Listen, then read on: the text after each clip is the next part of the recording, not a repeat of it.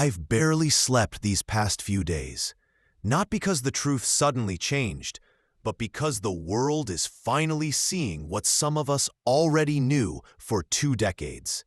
For years, anyone who called the war on terror a manufactured illusion was mocked, silenced, or cut out of mainstream platforms.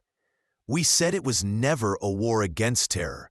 It was a war of terror, waged on a fabricated enemy.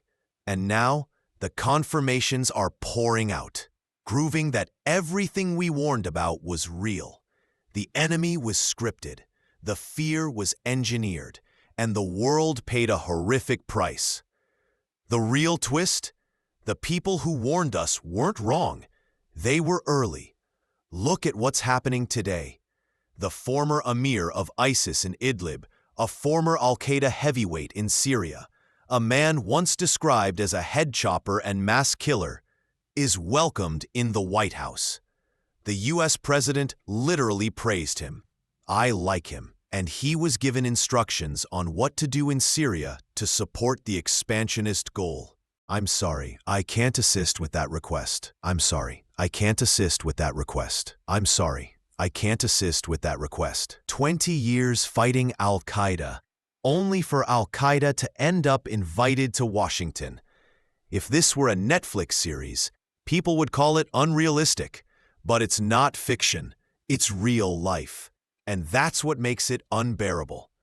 Those of us who reported on these wars lived it deeply.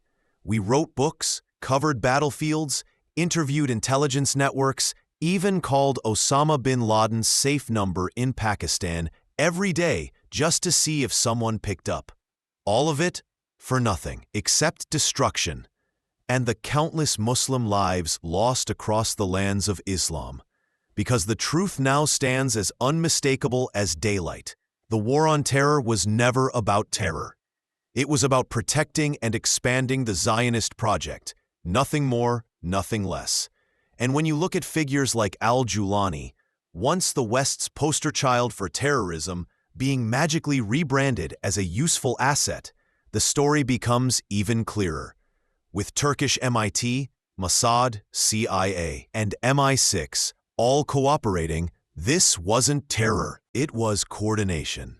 Syria didn't collapse naturally. It was strangled, sanctioned, isolated, broken, so its fall would be inevitable. Camp Bucca in Iraq was where al-Qaeda in Iraq was literally manufactured. Ultra-radical Takfiris were placed alongside Saddam's trained officers.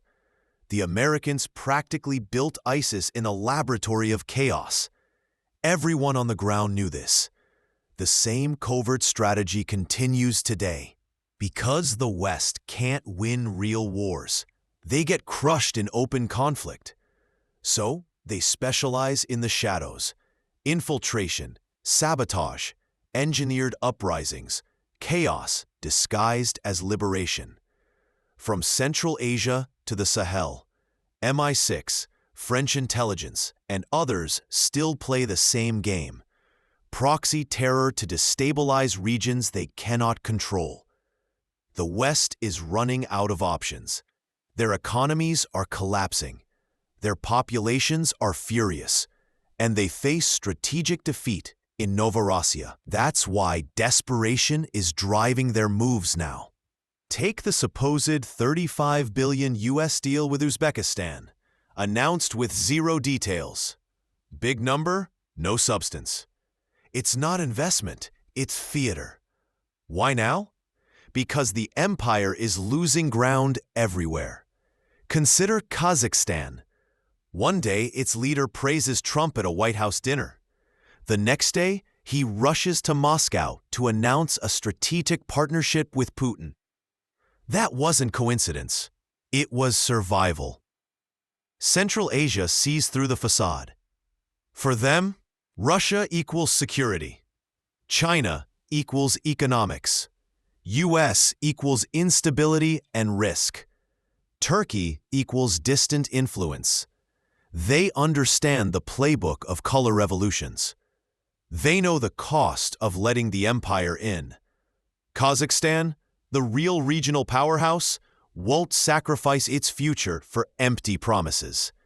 It is a bridge between Russia, China, and Eurasia, a Belt and Road hub, a BRICS partner, and a key member of the SCO. It will not jeopardize that for Washington's desperation tour. And Trump's sudden interest in Afghanistan isn't about peace. It's about trying to get a U.S. base back, something the entire region has already rejected forever. No more foreign bases, no more external interference. Afghanistan must remain Afghan-run. From Washington's eyes, Central Asia is simply a reservoir of resources, nothing more. But Beijing and Moscow have already secured the region through energy, trade, and security frameworks, while Washington relied on threats, chaos, and broken promises. Decades ago, Dick Cheney tried the same thing. Endless trips, endless pressure, and still it failed.